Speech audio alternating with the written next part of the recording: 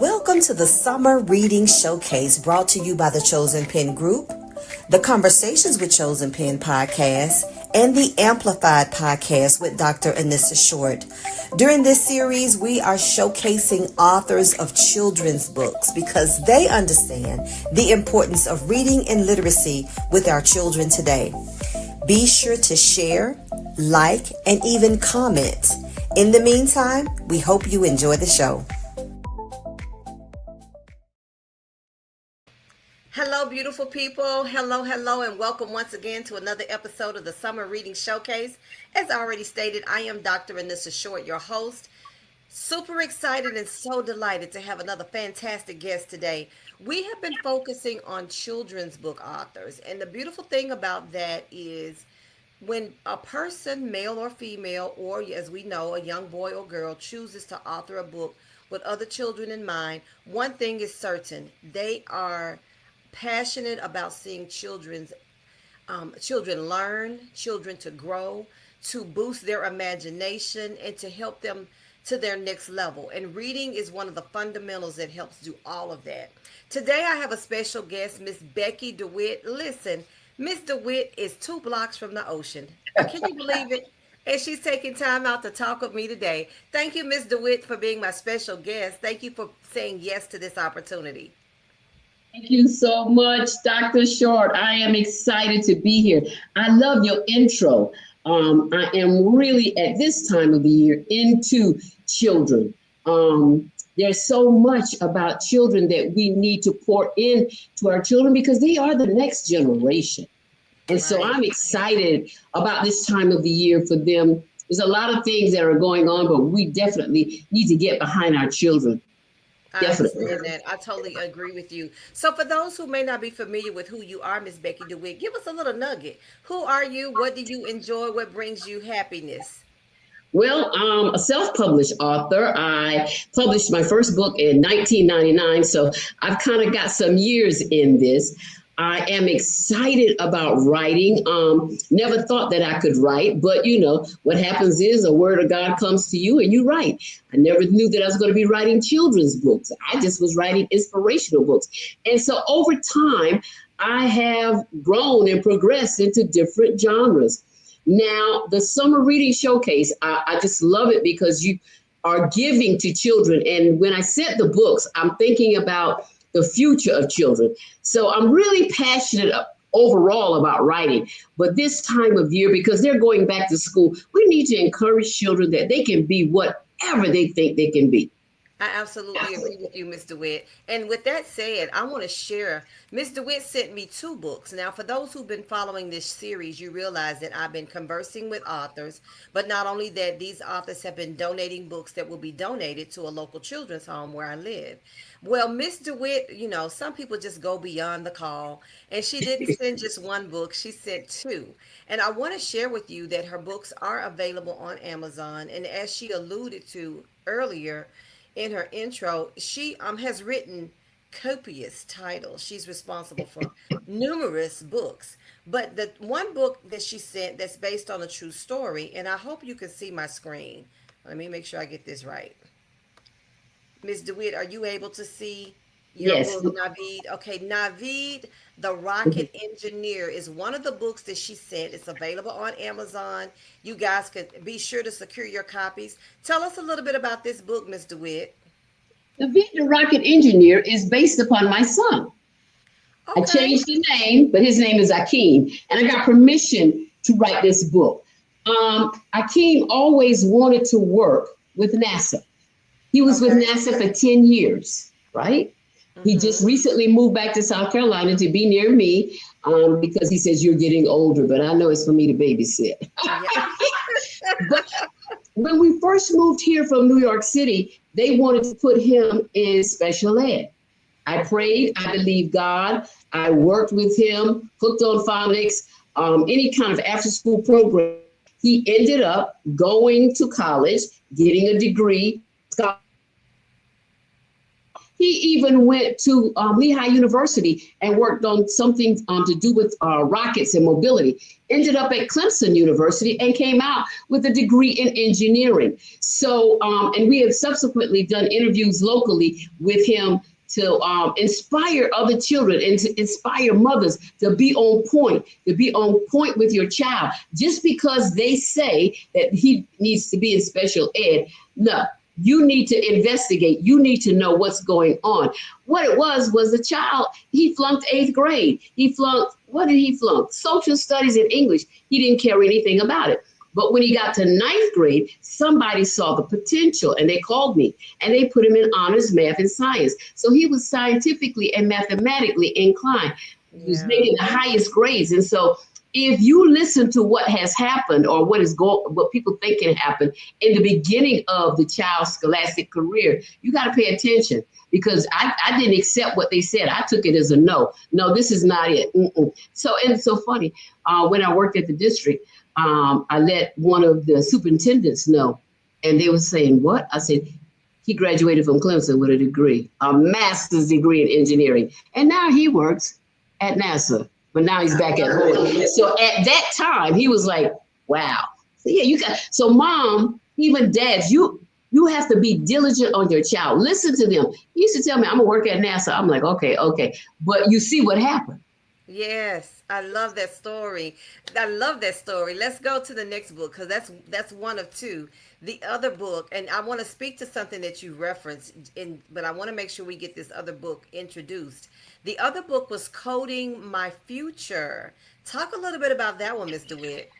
Okay, so listen, as a senior citizen, when I retired in 2022, I went to film school online at NYU for televisions and essential programs, learning how to write scripts, and wanted to convert a couple of my novels into a television series. And so I had to do a project. I had to do a little film. I did 15 minutes, oh Lord, to graduate, right? And so my cousin, her son wanted to learn coding online. Here we go. So here was my muse. So I went and talked to him and found out some things, right? Did some investigation. And I wrote, and the picture is how he looks. I wrote the book about him, for him, about coding my future. Now, one of the things, I didn't know anything about coding, because when we did coding back in the day, okay, I graduated from college in 1976. So we're talking back in the day, basic and all of those. So now they got Python, they got all of these things. So I had to learn about coding and what was relevant today. Also, I joined Black Boys Code, Black Girls Code. I joined the coding process. Listen, you can't write a book when it comes into something of this magnitude. To me, it's a magnitude, because our children need to learn how to code. They need to learn that, which is where the future is going, because everybody's not going to college. You need to learn some technical skills. Yeah. So that's the reason why I wrote Coding My Future. And the beautiful thing about this book, at the end, I had him with a friend. They grew up together. Then they created a coding bus. They had a bus that went into neighborhoods where the kids could go on the computer and learn different things. So that Coding My Future was a good pet project for me. I did a little film, and it's on YouTube, but I had to do that to graduate. I love that. I love your stories. Thank you so much for sharing that with us. Here's what I wanted to point to your regard, because obviously you shared with us that you are a former educator, retired educator. It is evident in your level of conversation and the passion that exudes from your pores when you made reference to working with your son and having this conversation with the young man in your family about coding. And you understand the importance of not only educators being on top of things when it comes to the children, being abreast of how they may learn differently, and while they may not be as strong in some areas than others, there's still possibility. You speak to that as a former educator, but you also speak to that as a mama, of the importance of parents advocating for their children. Was your history, your experience as an educator and a mama that worked with your own child, part of the motivation for you to begin writing children's books? Actually, Dr. Short, I'm not an educator. What? I did not work in the classroom. I worked in the facilities program, which is building management, a project with project managers building the schools, right? I have a master's degree in education. Okay, I so could I was going to say, where did I get education from? So you do have a degree in education. master's. I have a master's degree in education. Could have gone into the classroom, but that wasn't my call. The Gotcha. the thing about children and the passion about children is when you know and see that is a generation that's upcoming. They Yeah. are our future. So we have to pour into them. And that's the reason why I am so passionate about it. I wrote a book called Stolen Property and Resurrection Chronicles. Those are novels about children with special gifts, like savants, that we don't understand. Yeah. And that came about as a result of working with Naveed, the rocket engineer. We have to pour into our children. We have to pay attention, because just letting them sit in front of the television, no, not going outside playing video games. Okay, now to a certain degree, my son played video games. I'm quite sure he could have been a technician working with video games, but his sight was on the stars. And when he worked on the Artemis 1, 2, and 3 rockets, he worked Oh, on wow. all 3 of the rockets. He was down there for the first launch. We had a launch party. We were so excited because what he said as a child had come to pass. I love So that. parents, and you know what is another good thing is somebody in your circle, in your sphere of influence, recognizes something with your child, recognizes a leadership ability. That is a good thing. Work with that person. I had a woman, she recognized, I sent him to a summer camp and she put him in leadership role. She recognized that he had leadership role. Just as like when he went to high school, they recognized his mathematical ability. So when somebody can see something that you didn't see, okay, you need to accept and work with that individual to bring out the best qualities and the gifts that are in your child. I totally agree with you, and and you speak to the importance of a village and having the Mhm. right people in your village. My husband works and has for years as a mentor with children, and one of the things he takes the proverb that it takes a village to raise a child, but he says it takes a village to raise a village. That's what it Yes, takes. And yes. while and especially when we have many households now that are single mothers, they don't sometimes don't have the extended family to serve as Mm-mm. it's even more important for them to build a strong community, a strong village, because if they have like-minded other parents, people, coaches, educators that are a part of the community with intention of looking out Mhm. for the best interest of that child, you're absolutely right. Somebody's going to see something and be able to tap into what's possible. And Mhm. you said something earlier too, is that they mentioned that they said your son was special ed. I mean, and then of course, you could have said, "Well, that's the educator. They're trained. They work with children every day. I don't." But you said, "No, ma'am, I'm not accepting that. I know my child." And you realize that he might need a little extra assistance, and so you were willing to make that investment. And then fast forward, the man is working with the rockets. He's working for NASA. Okay. That speaks to what's possible. It really does. You have to be on your point. You have to be on your game as a parent. So I'm gonna give you a joke in my household. My daughter went to Clemson. She has a master's degree in engineering. And she works for Mondelez, which owns Nabisco cookies, chocolate, Tates, and all of that. And so the joke in the family is because when he was going through that time, I got hooked on phonics. I got everything and was working with him. And so the joke in the family is he says, she makes cookies, but I make rockets. When he was in high school. Because she would be picking at him, going, Mama, you had to help him with hooked on phonics. I didn't need hooked on phonics. I just need spelling. I said, okay. And so I put that in the book. I put that in the book because they have said it so much over the years because he worked at NASA for 10 years. And so before coming back to South Carolina to work at Boeing.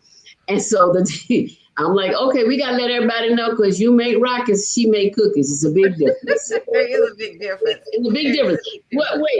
Wait, Dr. Short, I had hooked on phonics, but look what I'm doing. Exactly. Exactly. That speaks to the possibility when you pour Yes. into a child, when you nurture a child, when you plant, put them in the right environments. You don't ever know. the possibilities are limitless. They really are. Let's Mm-hmm. talk a little bit about reading because that's, of course, what this is all about. I've asked this question many times. I have no doubt you're probably going to say the same thing. But when it comes to introducing the importance of reading or the beauty of reading or the gift of reading to children, how early do you believe a parent should begin? As soon, look, I was reading, I got my first granddaughter. I was reading to her when I first met her at like, she was a month, 2 months old, because it sounds Yeah. and the sound of your voice, right? Yeah. So I got a new book for her that I'm going to be reading over the weekend. I went in my son's room and looked on the shelf to find out what type of books that I have from then. I mean, because he's 40 years old. So they wanted me to throw all the stuff out. I don't throw books out. No. I just have books. I have books. And so I went and looking at the Grouchy Bug. You know, they had the books back then that you would open up and they would pop up. And so I was looking at books. So now she's almost 2. And so this weekend we're going to read. We're going to sing. You have to produce that sound into their hearing that will stimulate the brain. Because, you know, if you keep doing that over and over, that's going to create a want and a need within them. They'll be like, tell me a story. So it's the sound. It's the Yeah. sound that activates the brain cells to me. I would have to agree. I would have to agree with you. And then, and it's not just reading the words on paper, but bringing it to life by maybe even giving each of the characters different voices or Mm-hmm. inflecting your voice at different points, being expressive, because then that, of course, stimulates the brain in a total different way. Yes, And yes. I can remember when I don't have children myself, but my oldest nephew now, it will be 21 in October. So he was the first grandchild, and of course my first nephew, so he got spoiled rotten. But reading to him was not just reading words on paper. My mother, who was his caregiver, his babysitter, whatever you want to call it, she would give each character a voice. Yes. She would inflect her voice. She would, Mm-hmm. speak. She would read quietly, and then she'd read loudly, and things of that nature. And there was one particular book he loved. He didn't want anyone else to read it but grandma, because we couldn't do it like she did it. You know what I That's mean? right. That's right. But it triggers, it does, and to this day, he's very creative. He Mm-hmm. works to work with his hand. I really believe that has a lot to do with that foundation that he received with my mom reading to him, and not Yes. only him, but my younger nephew, who was also her babysitter. He's different, but he's also creative. He likes working outside. He's very inquisitive about nature and things of that nature. But I know it had to have come from the foundation, and so I Yes. I agree with what you said, and that reading started. Listen, as a mom who's expecting children, I would be reading to my baby in the womb. I really would. Yes. Yes. I would be reading to my baby in the womb. So That's now good. you have published many books. Do you have anything coming up soon, Miss DeWitt? I am working on, I got, you know what? It's so funny. I got 3 books on the table. And I pick up, at one time, years ago when I was younger, I was writing 5 books one time. And so I just be led by the Holy Spirit. What are we talking about? And I said, what are we writing on today? So I've got one that I'm working on that's a little too salacious. It's like that Contempt series I did. Ooh, when I wrote that, Contempt is a trilogy.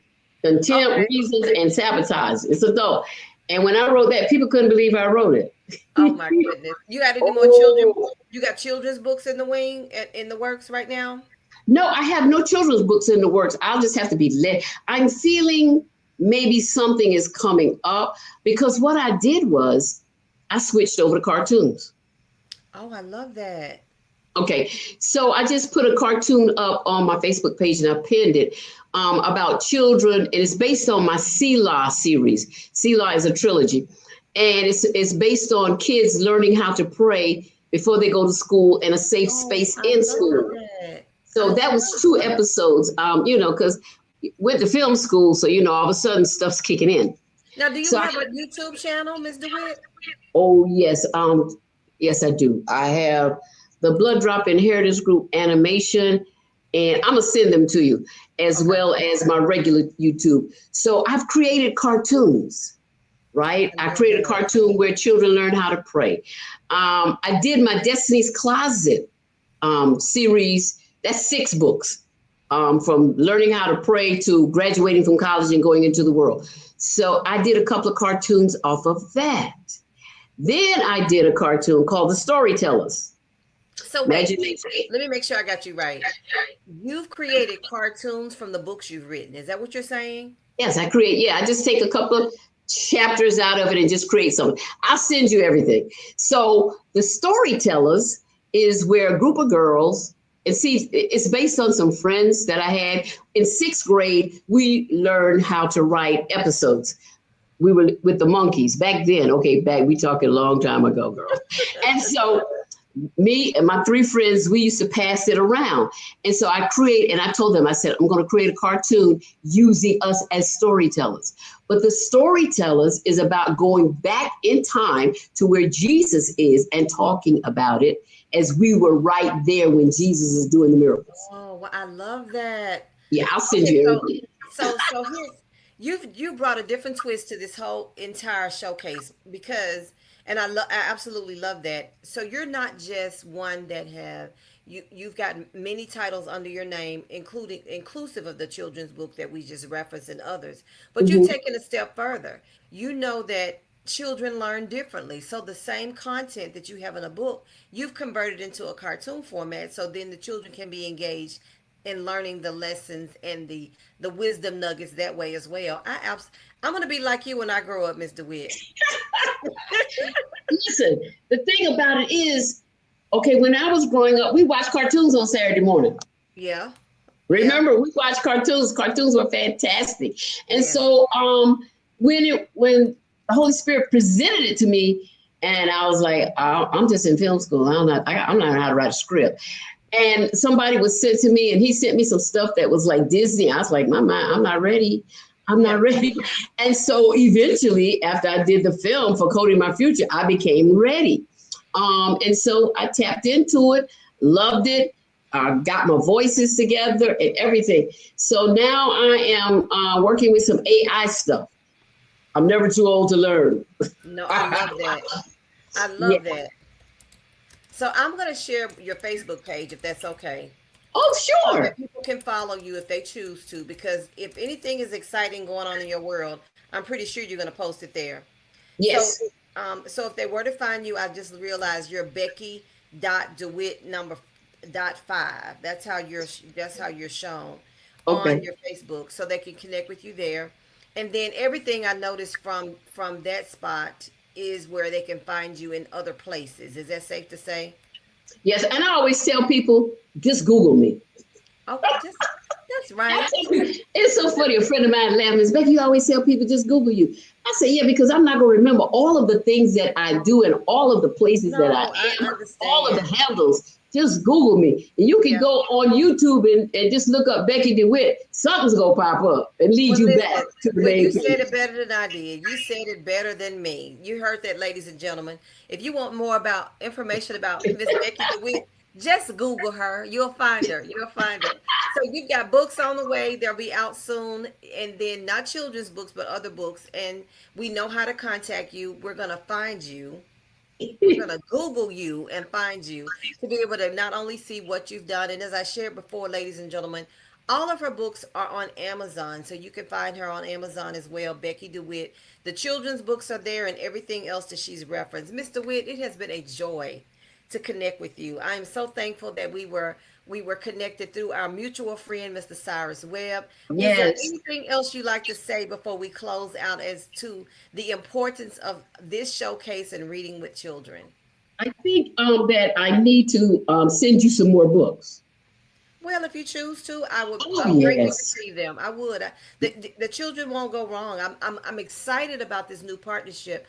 I have not lived. I live in the Memphis Mid South area in North Mhm. Mississippi, and I moved away from this area 32 years ago. So I'm back now, and so I'm Mhm. having to reestablish, reconnect with people and establish new relationships. And I'm really excited as one who serves as the director of a publishing. I operate a hybrid publishing company. I want to establish relationships because literacy is one of the flagships. We're really big on literacies, particularly books and bridges, what is what I call it. I'm about Oh, that's building good. bridges and getting books in the hands of children. And so this is my first initiative since moving back, and I'm really excited about it. So when I go, I will go live when I deliver the books. And if you've got more that you want to send, I'm not going to say no because it's for the children. And so I'll just say thank you. I'll just say thank you. Most definitely. And not just for the summer reading program. What about for the winter and the Well, I'm fall? going to do another. See, now there you go. I am going to be doing something later in October or November to promote children's books because I know parents buy books for Christmas. So I'll be doing, and I want to say November is Family Literacy Month. And so I'll be doing something in November to showcase and place an emphasis on literacy as well. Okay. And I'll be honest, the reason why that I want to send more books is because of the orphanage. Yes, ma'am. Yes, ma'am. Well, You thank you. know, because of the orphanage. What are they reading there? Who is Right. inspiring them That's there? true.